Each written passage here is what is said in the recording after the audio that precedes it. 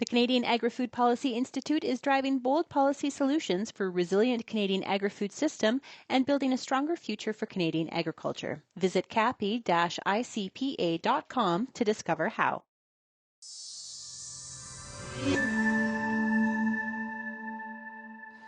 Every weekday at 10 a.m. Central, one of the personalities from Real Agriculture appears on RFD TV and Rural Radio 147's Market Day Report to shed light and insight and perspective on what is happening in the world of agriculture. Enjoy. New details this morning and a farmer aid package. The Trump administration now says an announcement is expected sometime next week aimed at helping farmers and ranchers make up lost trade revenue. Ag Secretary Rick Rollins made that announcement during this week's cabinet meeting with President Trump. The industry had been hoping details would be released this week, but Rollins says she's still working with the White House on those fine details. Deputy Ag Secretary Stephen Vaden has said USDA needs to take recent trade deals into account before coming up with a final number. Joining us now for a closer look on this is the host of Real Ag Radio, Shaun Haney. He's joining us now with the latest. We appreciate you being with us. So when can we expect to hear the details on this program? Yeah, great to be with you here this morning. I think that's the big question is you just talked about Secretary Rollins mentioned next week. Well, last week it was this week. And we keep on being here like a week away from being a week away on this announcement. This started during the government shutdown. Of course, that was a justifiable reason for there to be real concerns, or I guess a delay on the outlining of this package. But farmers are getting frustrated. I'm hearing from the audience out there, people across the United States that are really hurting from a profitability perspective, and the USDA and the White House has been floating this idea of some sort of bridge program for quite some time, and not quite sure exactly why it continues to be a week away. Yeah, that's going to be the new headline. We're a week away from a week away. In your opinion, what are the big question marks that really need to be answered from all these details? Yeah, so you look at Purdue has some data showing that 53% of American farmers say they need this money to be able to maybe pay down some debt. That's you talked about some of the community bankers across the different states in the United States, and that's the exact same thing that they're talking about. They're just as impatient here as the farmer is.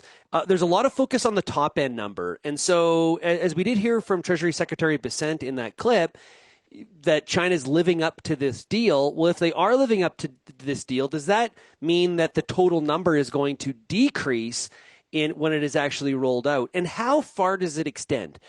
Does this money just pertain to the commodities that are impacted by this trade disagreement with China, or does it have wider tentacles? Does it spread out a little bit further, as it's not just about soybeans in terms of who's being hurt? If you look at crops like sorghum and cotton, they are much more in the worst case scenario when it comes to profitability than even soybeans. The soybeans has really improved with the jump in the future the past 3 weeks. So I think how it's dispersed is a big question. And the final piece is when.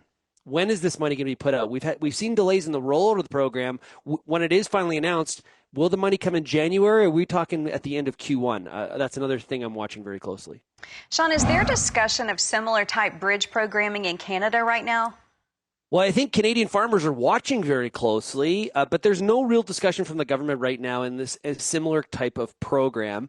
There was some programming that rolled out back in early fall, late summer, but it was more of I guess adjusting some of the current programs that are in place, like some of the interest-free loans and things like that. Not this type of direct money compensation type of program. But Canadian farmers are watching closely because, one of the big concerns out there across the U.S. and Canada is input prices. And if we do see a bunch of money flow into rural America, that probably provides some buoyancy to something like fertilizer prices, which have been already going up. And so that does impact the Canadian producers. So, yes, they're watching very closely, but there is no talk right now of similar type of programming from the Canadian government. All right, lots of eyes on this. We appreciate you. Host of Real Ag Radio, Shaun Haney. Thanks for being with us again this morning. You can catch Shaun on his show, Real Ag Radio. That airs at 4:30 Eastern weekdays on Rural Radio Channel 147 on Sirius XM. And then we'll be fortunate enough to talk to him again a little bit later this week on Market Day Report. Send us your feedback on that bit by sending me an email, shaney@realagriculture.com, or call the Real Ag feedback line, 855-776-6147.